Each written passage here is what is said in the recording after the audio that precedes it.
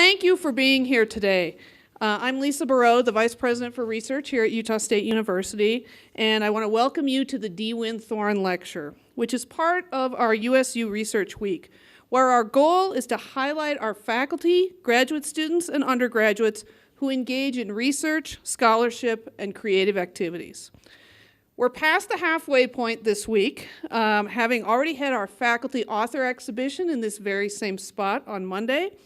Yesterday, I hope many of you were able to attend the Student Research Symposium, which was held here in the library or online.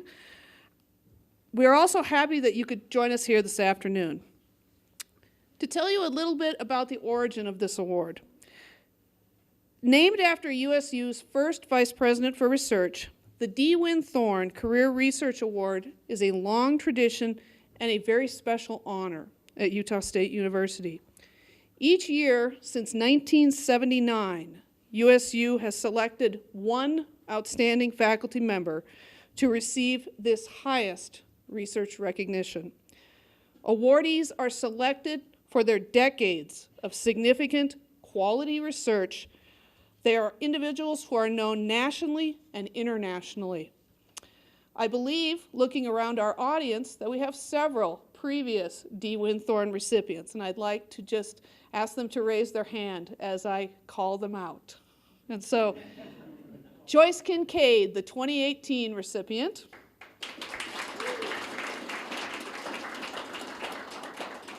Bruce Bugby, 2016.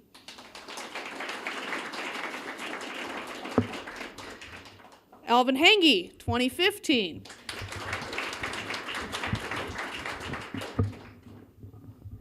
John Neely, 2013. I think I got all who are in attendance. Good. We honor our Wynne Thorne awardees, and then we turn around and we ask them to give a lecture about their research story at the following year of their award. We are especially excited about this event, which is our first Wynne Thorne lecture since 2019.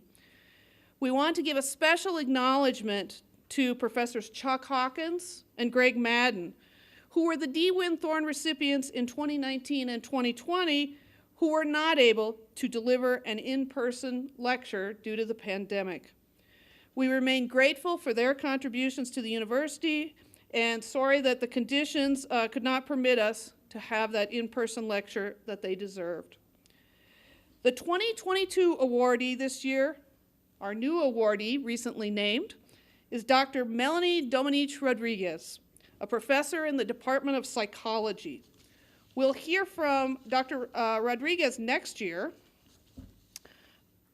Today, however, we're going to hear from the 2021 Wynne Thorne Career Research Awardee, Dr. Ron Sims from the Department of Biological Engineering in our College of Engineering.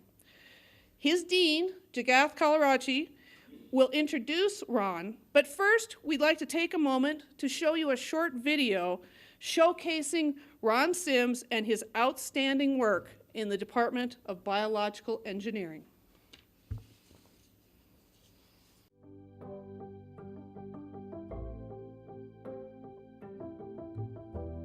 We need a more comprehensive, more inclusive vision to make sustainability real.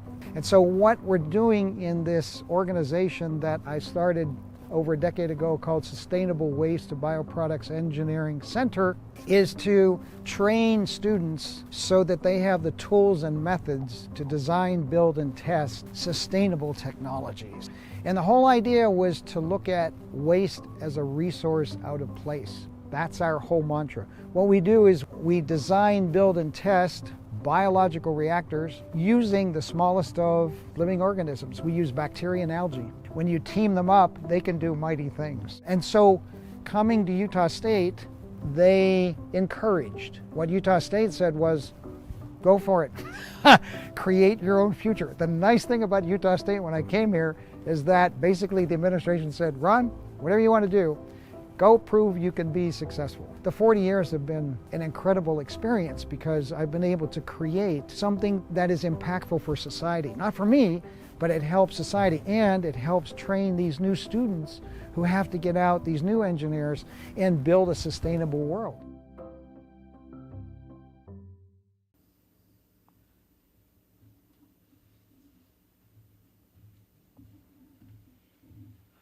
Thank you, Lisa, for that short introduction on the award.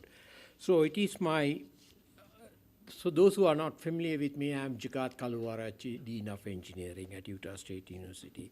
So I got a script here because I just didn't want to miss anything about Ron's achievements over the past so many years. So once again, it's my pleasure and privilege to introduce an accomplished faculty member like Professor Ron Sims from the College of Engineering. Now, I have known Ron for a long time, and he started his career at civil and environmental engineering over the years. Now, over the past few decades, he has been tremendously successful in all areas of our land grant mission.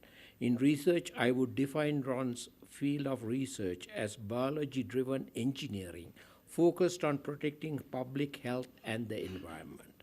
As a researcher, he has been recognized with many awards at USU and elsewhere. To name a few, he was the recipient of the Governor's Medal of Honor for Science and Technology, the president of the Institute of Biological Engineering in 2015. He is a fellow of the American Institute of Medical and Biological Engineering and a fellow of the Institute of Biological Engineering. His other research accomplishments include 265 publications with more than 8,000 Google citations and with an H-index of 44. Ron has been awarded more than $17 million of external funding over the last few decades. He is an excellent graduate advisor and has advised 19 PhD students and 38 master students. In any given year, now this is a fact, I have seen this over and over again, he would mentor 60 to 80 undergraduate students on various projects, including capstone design, as well as undergraduate research projects. After 40 years of service, believe it or not, he still had the time and energy to write research proposals. And in 2021, he was awarded $2.4 million from DOE as the PI. So that talks volumes about his research interest and passion in this area. So Ron's service and leadership roles are equally impressive.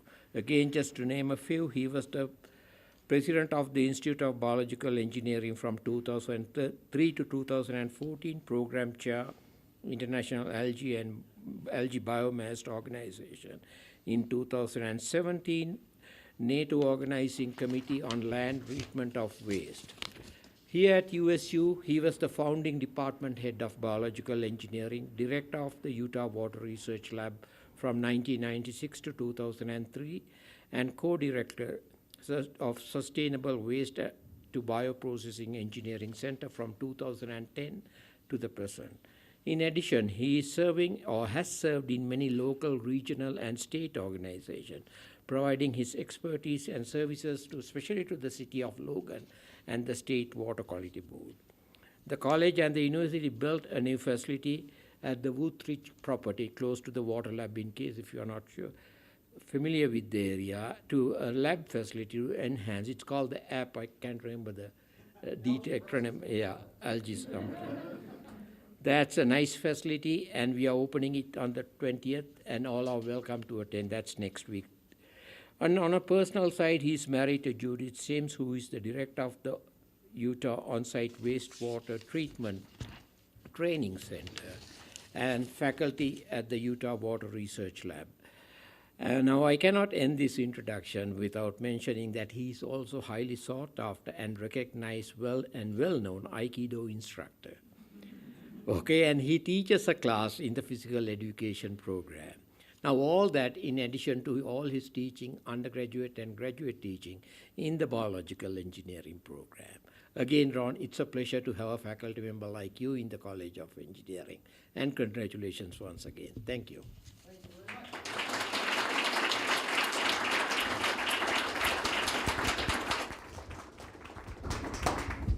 All right, thank you. Thank you. I'm going to move away from this because I'm going to maybe overwhelm here. Let's see, can you all hear me in the back? I got this one on. Okay. Is it too much interference here? Do we need help from, okay, you guys are all right? Okay, so thanks. 1, thank you very much for showing up. 2, our theme is going to be energy. All right, and 3, the energy I'm going to talk about comes from the students. So in 40 years, the idea was you either fight the energy and try to subdue the energy, or you use the energy. So what I'm working on is using the energy. Ron, Yep. that mic back a few feet, just the whole stay up. Gotcha. Let's see, because I don't need, I'm going to wander around, which is why I'm wearing this lapel. And Ron, if you want to kind of stay a Oh, little and I bit should behind stay. the line of sight of the speakers, Sorry. that will do it for you. Okay, will do. Okay, that's good. See, we can modify behavior, we can learn even after 40 years of working here. It's possible to do that. Let's see, so I can operate the slides from here, right? There's a clicker right there. Okay, gotcha. So here, what we're going to do, what I'm going to work with you on is looking at some themes here. Industrial development. We're going to talk about industry. And I've been involved in several different industries that have actually impacted me in the way I behave today. The other thing is in terms of the person, this person you see talking to you has been influenced by people, and that's the people have been my previous bosses, previous people that I have worked with that have influenced me, teachers, students. So the idea is you are a composite of everything you've been through, what you say to people, what they say to you, how people interact with you. And the idea that I've learned over 40 years is to be open, to be open. Oftentimes as we proceed on in life, we get more restricted. The idea is to try to stay open, and with that, you stay more youthful, and you also are able to take in energy of others. You don't hurt their energy, but you team up with them. So we're going to talk about that. So industrial development, I'm a big industry advocate. I'm a huge industry advocate, so we're going to talk about that. And then also for design, a context for design. In engineering, I'm in charge of the capstone design kind of series of 3 courses. I want to talk about design with industry input, okay? Connecting the students with the real world. And then what I particularly want to do is focus on environmental and public health context. The environment and public health. And what I'm going to do here is saying we're coming to what's called, we're trying, aspirational, is the circular economy, okay? So what I'm saying here is we're trying to build towards the circular economy aspiration through the students by collaborating and partnering with industry. Make sense? Are we okay? All right, so let's see here for the next slide. Whoop, all right, moving forward. Forward. Okay, Anna. Oh, let's see. Here we go. Let's try this. Oh, I've got the wrong clicker. So, you know, isn't this perfect? Isn't this perfect? Yeah. This is, see, I'm keeping you awake, if anything, right? Right? Gonna keep you on your toes, right? Thank you. It's my coach here. So, with that in mind, I practice an art called Aikido. This is with my daughter, Kirsten. The name of Aikido is way to harmonize with energy. So working with energy. And the idea is to control the energy and not hurt the attacker. Okay? So working with this energy is a huge part of what I do in the hyper department and in engineering. Kirsten is a third degree black belt and the third degree black belt test is weapons. Working with weapons. And so what I'm going to try to do is work this into, because it's a big part of my life and it's a way I look philosophically at working with students, is harmonizing with energy instead of trying to destroy. Energy is neither created nor destroyed, right? You can transform it. And Aikido is all about transforming that energy from something that could be destructive and negative into something that is positive and helps the world. And that's the idea of engineering, is you want to help the world. What we're struggling with and what we're working towards are finding the tools that help you to do that. And so what my role is to search and find those tools that help us harmonize with nature so we can build a better world. And a lot of that philosophy and technique is built into Aikido. So I teach a PE class that you're all welcome to sign up for. Everybody can participate. It doesn't matter how old or young you are. I teach it in the hyper, so I have a dual role in engineering and in the hyper department. I've been there for about 20 years. When students said, why don't you take a course in the hyper department? So I went over and talked to the head of the department 25 years ago. And we set this up, so every spring and fall I teach Friday afternoons. I thought nobody would show up. Students do show up. So it's actually turned out to be quite interesting. And I learned about this when I went to Washington State. Judy, my wife, found the advertisement for self-defense for non-aggressive people, which I thought was silly, because I thought self-defense for non-aggressive people. So I went to check it out and learned about Aikido, opening up again. And this opened up my eyes to energy. This is energy. As an engineer, we study energy all the time, but this is hands-on energy. And so the idea is to blend these two together. How's that? So what I found here is a student who is one of my Aikido students, Pascal Watson. Come on up. Going to do a little demonstration here. I'm not going to hurt him, and I'm not going to hurt you. And this is Pascal Watson. How about that? Let's see, Pascal, tell him what your major is. I'm a horticulture major. And what year are you?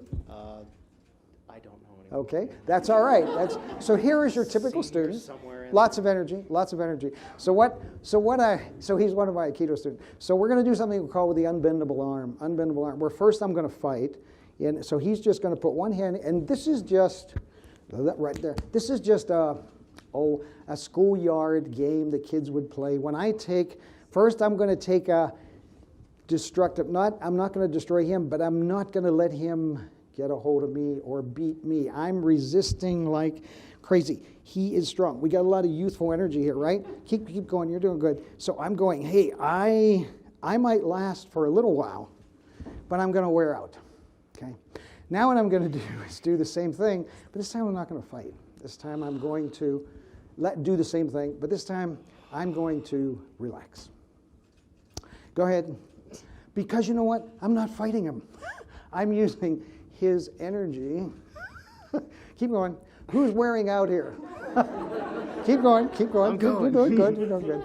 So what I'm doing here is to harmonize with this energy. You're good. A little bit more. A little bit more.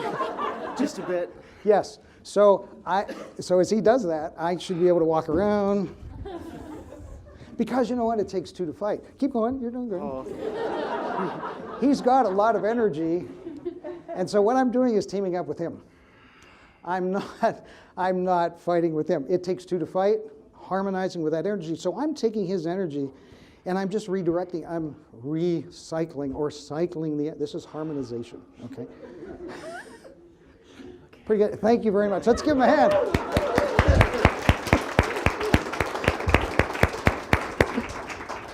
So this is what I'm doing with students over 40 years. I'm using the Aikido to take that energy and cycle it. And by doing that, I have all the energy of all the students I work with. Open up, channel the energy into something that doesn't hurt. So our kind of mantra, our philosophy in Aikido is don't hurt. Practice so that you can minimize any damage that's going to happen. So we work harder, not so we can do more damage, but so we can do less damage. So the deal then is if I take that practice, and I discovered Aikido, Judy came up with the idea, and I went to the class in 1975 when I was at Washington State, and I've been practicing Aikido ever since. Because I find that it's a great partner with engineering, because we're trying to look at how do we deal with the energy, in this case, energy and materials that we work with in engineering all the time. Okay? So with that kind of background, before the creation of EPA, the Environmental Protection Agency, we were in what has been classified as the linear economy, which means take it, extract it, make something, and then waste it, throw it away. That actually, in the industrialization, that was a way we built a lot of this country and the world. Take it out, extract it, make something, throw it away.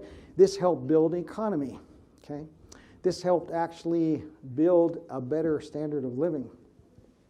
So the idea here in our engineering approach has been industrialization is the unique way that the world has been able to increase the standard of living for the people in the world.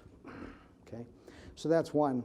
So that's what we want to keep in mind. How we go about doing that is what we continue to develop and evolve. How do we do that? So our first crack at this for a long time is, hey, we want to take something and make it so we build the economy, build the standard of living, and then when we're done with it, we pitch it away. Okay, so that worked for a while. And then what we do is we get into the transition economy, which now with the creation of the Environmental Protection Agency in 1970 allowed us to treat the waste. Let's not just put it in a landfill or build a higher stack to dilute it into the, dilution's the solution to pollution, right? Yeah, so the idea then was transition. Let's treat the air, let's treat the water, let's treat the solid waste so we minimize the damage. So we try to get a hold on the damage, and we often said eliminate or minimize, and it was trying to minimize, but that was good because EPA, established by President Nixon in 1970, when EPA started, I was in Chapel Hill, which we'll talk about in graduate school, but they opened up the Research Triangle Park, and I was selected to represent Duke, Chapel Hill, and NC State to the opening of that EPA in Research Triangle Park, which had a profound impact on me. So the idea of taking care of the earth and trying to treat the waste is called a transition economy, and then that goes to treatment, and then you dispose of something, but as little as possible, okay? So idea is good. Now, today, we're looking at the circular economy. So this circular economy is the idea of resources cycle endlessly. I'm going to talk about a program I was involved with the United Nations and the State Department that actually had the biggest impact on what I'm doing and what I did in my career. The idea in 2002, I'm going to talk to you about what I was involved in 1972. But in 2002, it was put together in a book. Has anybody heard of Cradle to Cradle? Okay, so that's what I'm spinning off of. That was kind of a constellation. That book put together what I was working on from 72 with the United Nations and others. Cradle to Cradle is the idea where you're going to endlessly cycle materials. Like Pascal and that energy, I'm cycling that energy. So he's not getting hurt.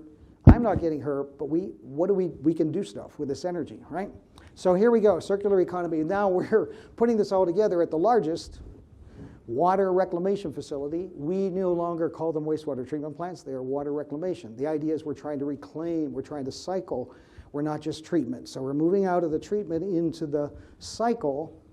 And this is the largest facility, 33rd South, Salt Lake City. This is where that $2.4 million project is focused for helping them to recycle nutrients.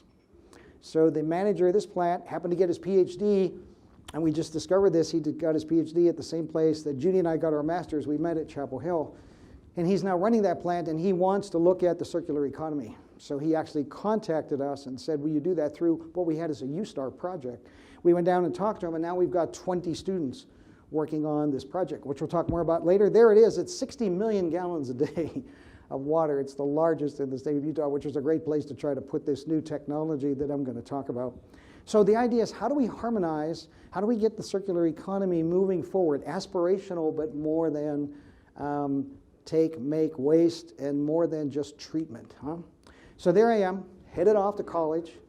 This is 1966, freshman, headed to University of Dayton, Ohio. And I'm a first-generation student. Nobody in my family, near or far, had any idea what college was about. So I assumed it was military school, and that was not bad. I mean, I'm okay. I really thought, well, I'm going to military school. So the high school counselor said, apply, here's places to apply. So I applied and said, yeah, I guess I'm going to military school. So we're talking, nobody in the family, not relatives, uncles, aunts. I'm the first one that stepped into a college environment. So it blew me away. There's my neighborhood. There's where I grew up. So in 1948, I was born. There's Pittsburgh, Pennsylvania, in about 1948. You don't see much grass. You don't see much trees. There's a lot of charred metal. There's a lot of, look at the soil. The soil was pretty much shards of metal and broken glass. And that was where we played. That was the environment I grew up in. You acclimate, amazing, to your environment, and so this is all I knew. So we made what we could do with the the stuff at hand here. A lot of walks around. There's 4 generations. There's my sister when she's 8 years old. My mother went to 10th grade. My grandmother went to 3rd grade because this lady, the great-grandmother, had 16 kids. 4 sets of twins. Busy. So she had to take care of her because this is one of the 16 kids. And so not 3rd grade, 2nd grade, 10th grade, and then my sister actually did get her, she went to community college when she was 50 years old and got a 2-year degree. So look at the neighborhood. We're standing right outside where I lived in Pittsburgh, where we lived in Pittsburgh. This is a apartment, high-rise apartment. Look at Esso, Eastern State Standard Oil, gas station right across the street. Fumes, yeah, but that's what you dealt with. Then right underneath them, the coal cellar opened up. We had coal delivered in 1954 to the coal cellar that we used for heating. Now, that way down the street, a little bit, was the Ohio River, and we were told never go near the Ohio River. You don't want to get anywhere near the Ohio River. So the idea, we were a little bit afraid of our environment, right? It was a little bit worrisome, but we dealt with it. So there's my dad. He went to 11th grade, joined the Navy because of World War II, went into the Navy. He finally got his GED, high school equivalent, when he was 56. Because his factory shut down, he worked in a casket factory. He was a coppersmith, so he was a really, really good person with his hands. But the copper, over years, 20 years, the copper absorbed into his skin. He wore a mask. So that every Sunday when we went to church, he ruined his shirt. We would go to church and it would sweat green. He would enter with a white shirt in 1955 and come back with a green shirt and throw it away. The doctors were amazed that human beings can absorb that much by skin absorption of copper. The algae don't like it. It'll kill those. But for people, he had green hair. He had green hair when he passed away, when he was 80 years old. So I'm bringing up to you the environment, how about this, that I grew up in and dealt with. In 1948, the year I was born, 20 miles from Pittsburgh to Nora, Pennsylvania, had the worst smog in the United States. 20 people died. So Pittsburgh, right, steel capital of the world. And when you're in the 50s, right after World War II, lots of smoke and lots of coal. So how many of you seen October Sky? Okay, good. So that was my group. That was my crew. Running around, setting off rockets, coal mines, West Virginia, and the steel mills. Okay. Most of my dad's friends got hurt working in the steel mill. Luckily, he worked in a casket factory. So he did the copper. And my mother and grandmother did the linings in the caskets. So the whole family was associated with National Casket. And they made the caskets at $25,000 a casket for the senators and congressmen. It's called National Casket. They went out of business in the 1960s, 70s, and he was out of a job. And that's when he went into printing presses and worked there. So there, in 1969, I'm 21 years old, the Cuyahoga River catches on fire. So we have some water issues, and that's close, Cincinnati, close enough to Pittsburgh. So environmental issues, the linear economy, right? This is a product of the linear economy. We're still growing, we're still building machines, and then Rachel Carson comes out in 1962 on Silent Spring that talked about DDT. DDT was really good for malaria. It was super good to help our troops in World War II. But the side effects that they never realized was that DDT would get into, it's persistent in the environment. It's chlorinated. It gets into eggshells of birds, and then the eggshells break and the birds don't live. So the whole thesis of the book is we have to be aware of these effects. When we build this insecticide that's good for human health, we are really upsetting the environment.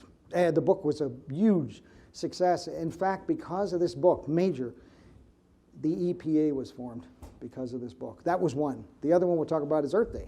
It's coming up. So that made a big impact on me. These pesticides are not good. Growing up, learning about this, and then we have Earth Day. I was 21 years old, University of Dayton, when they had the first Earth Day. 10% of the population of the country participated in Earth Day. Celebration. So I was very interested with all of this stuff going on in the environment. So I ripped off, one of these pieces of paper on a bulletin board to apply to Chapel Hill, North Carolina School of Public Health. And that's where I ended up going. But Earth Day was a huge wake-up call. And see, this is April 21, 1970. In December, EPA was instituted, was established. So between Rachel Carson and first Earth Day. Now, what is it next week? When is the next Earth Day? April 22nd, and it will be the 52nd. So invest in the planet is the theme for the next Earth Day. So all of you, just a heads up.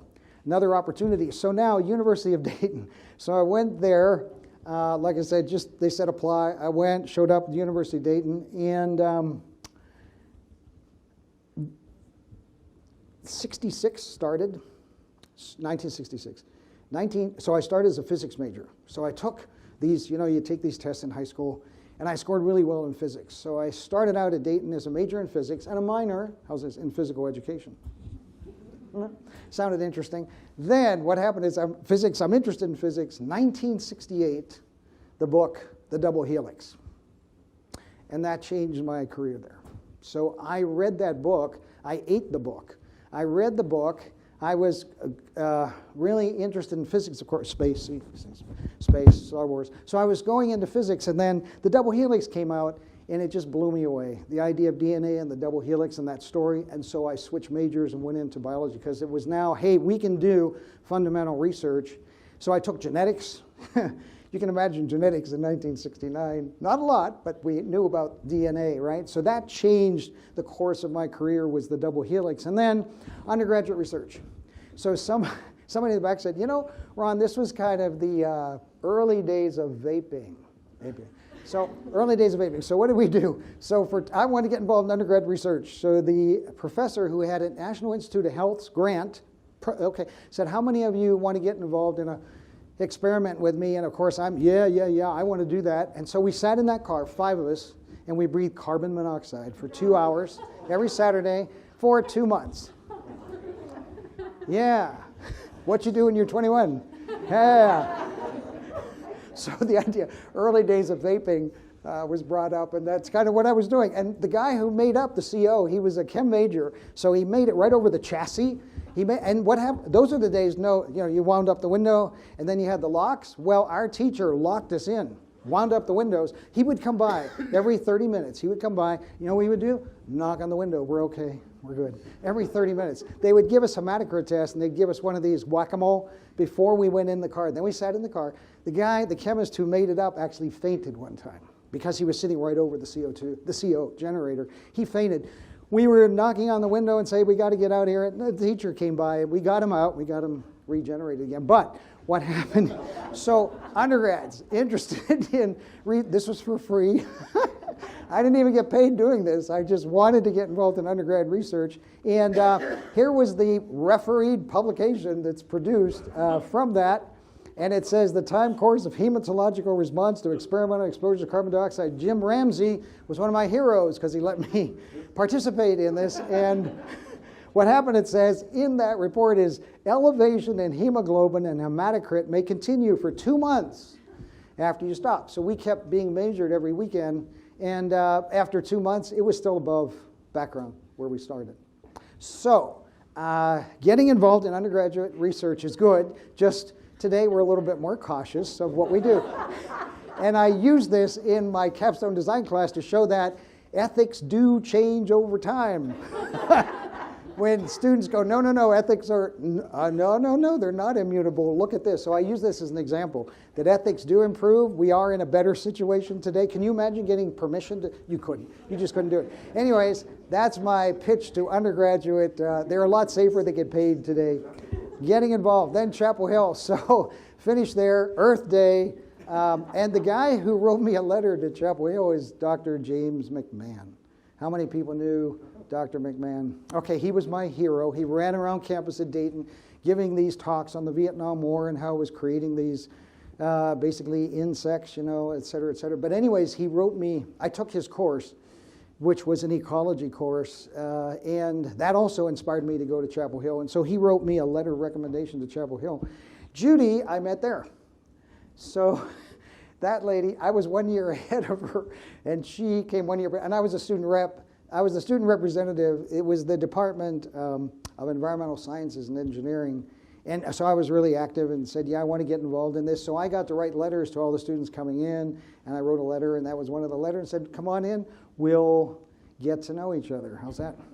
She was working for Dr. Fred Fender, who just came out of Cornell, on Physohex, which, notice all the chlorines on there, just like DDT, means that this stuff bioaccumulates. So her project, I would run around with her, and we would go to these downstream areas from hospitals where they use Physohex like crazy. It's a skin, disinfectant. But they use so much in the hospital, it got into the effluent from the hospital, and then it would bioaccumulate in organisms. And it was starting to show that it was showing up in milk and other, just like DDT. So they outlawed it in 1972, but her master's was spent on bioaccumulation of Physohex. What that meant for me, in a way, is, hey, I get to go out and go to the country. I get to see trees.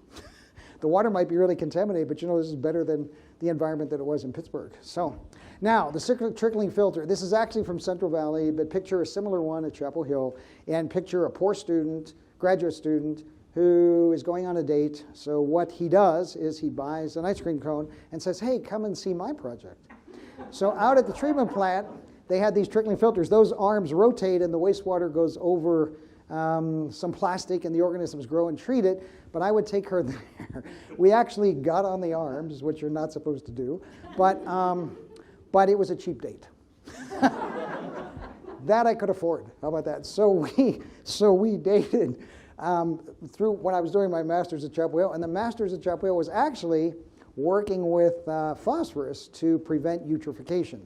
But in those days, in 1970 to 72, we added chemicals to precipitate the phosphate, lock it up, put it in a landfill. That was treatment. That was better than make, take, and throw away, waste. But now we're at least doing something. But what I was involved with is using lime and ferric chloride chemicals to pull that stuff out so we could get it out of the water. Okay. Now, here's something real quick. So they would get filter flies. It's North Carolina, right? It's warm. So you get filter flies and stuff growing, and they would clog up the pores. And so here's what we did. Ethics in those days. What the plant manager would do there is he would pour gasoline. He would fill it up so that it flooded, pour a little bit of gas. You need a little bit of gasoline. And that would shut off the oxygen, so it would starve the organisms, and they would die. Then you know what we did? We turned on the trickling filters and washed it all down. Some of it got caught in the clarifiers, but some of it went into the stream. But you know what? We had these things working again. But we were at least treating. We were trying to treat. So eutrophication, back in 1970-72, Chapel Hill had a big project doing that. And I worked at the treatment plant for the city. So transition economy, huh? And then we go to ice cream.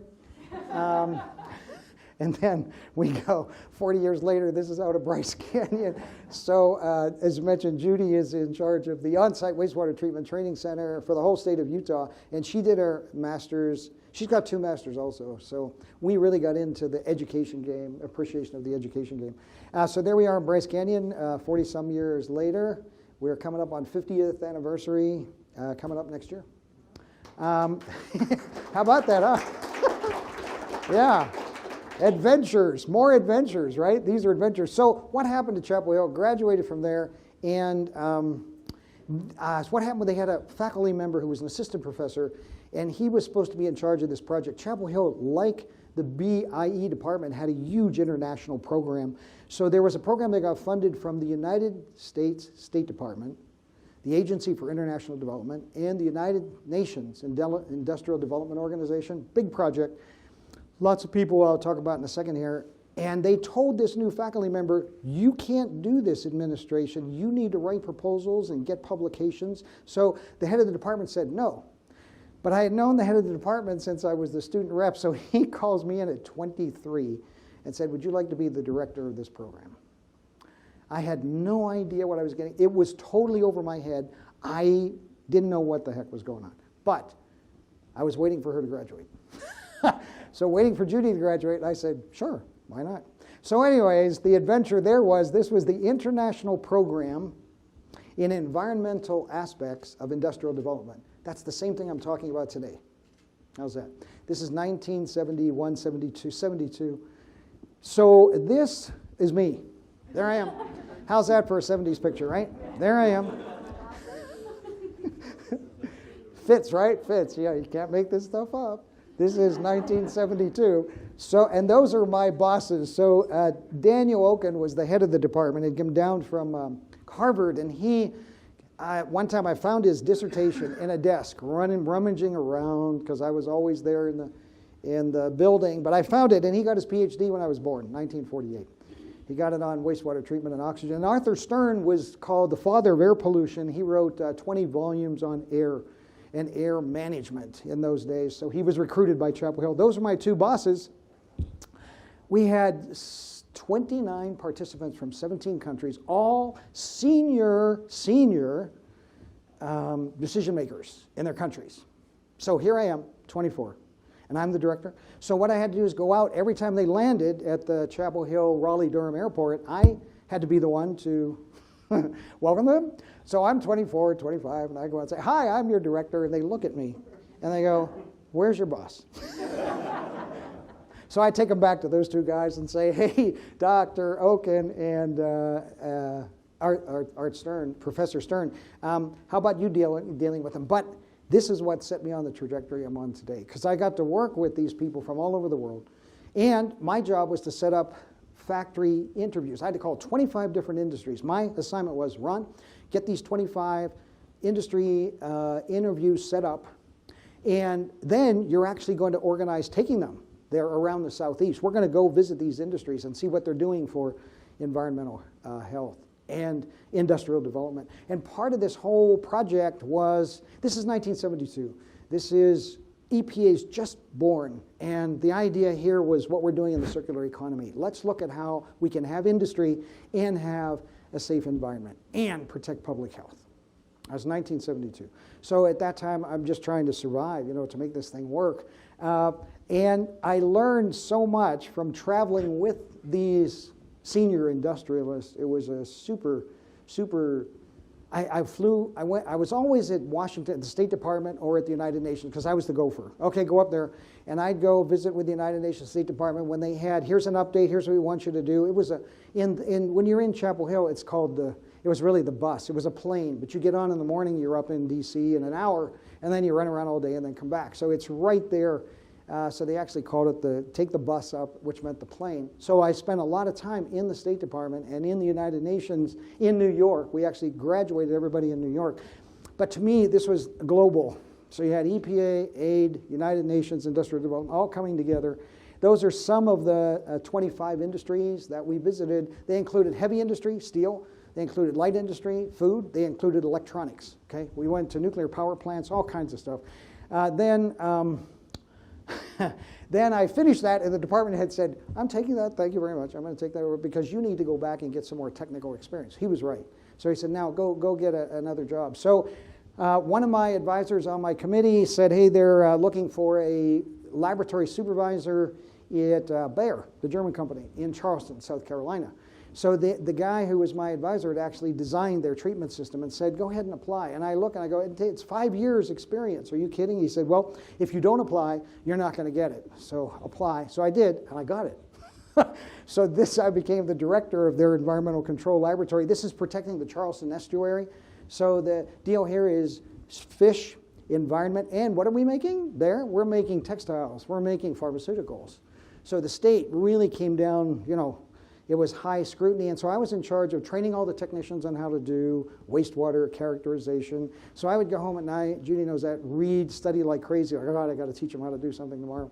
Then the next day go in and teach, and then the next day learn something else. But it was another one of those experiences that was very difficult. We interviewed at 2 different jobs, Judy and I, up in New York, but I took the harder job. So this was, man, if we go work with Bayer, this is going to be the hardest job. And the other one in New York was sampling in a boat. It was nice, it was friendly, but it wasn't going to be as challenging. And so what do? So Scott Hinton, who was my boss, calls me a risk taker. And so way back then, I said, yeah, I want the harder job because I want to learn. Again, looking at all the energy. So transition economy, treating the wastewater, textiles, and pharmaceuticals with biological processes, treating them with physical chemical processes, pilot plants, because they were going to scale up. Then I learned about the internal disagreements within an organization where my boss was a chemist, but there was also an engineer in charge. They didn't get along, so I ended up playing that role. And in the iPaid program, whenever I was hired by Dan Oken and Arthur Stern, they said, "Now look, the woman you're going to work with to support the program wanted your job. She thinks she should have your job. So you know what? Your responsibility is to make it work, to get along." So another one of those, like, well, we're going to learn a lot here, okay? So Chapel Hill, From Chapel Hill, when I finished that, the idea was now I could study the biology, the chemistry, and I learned something, but I needed to get a master's degree, so I went to Washington State. So that was our chance to explore the West. Let's go to Washington State. Judy had applied there and had gone to Chapel Hill, so we went out to Washington State, and I worked at the largest steelhead fish hatchery in the world. This is huge. And what they were trying to do is recycle the water to increase the temperature a little bit to make more productive the steelhead trout, because that dam has more concrete in it than the one in Las Vegas, around there. So fish ladders, 2-mile-long fish ladders they would need, not going to work. Because you know what? As the fish would start up, the birds would pick them up. So they decided to, actually what they did is they tried a recycle system to grow those. And what happened is they learned, I was dealing with the nitrogen because it's toxic, the ammonia. But the toxic ammonia, I was working on trying to get that down using ion exchange. What they found, what the fish biologists found, if you put a little more magnesium and sodium and potassium and calcium, the organisms are able to withstand higher concentration of ammonia. Like, wow, that's really cool. So what they do is they put more salt in the water. Trick is they let the fish out. They thought they were in the ocean. They didn't go anywhere. So go downstream. No, so they had to put them in a truck. Took them downstream. And then, they can't get up over the ladder, so they had to put them in a truck and bring them up. So the joke at the fish hatchery was, but these fish, as they're evolving, they can't swim.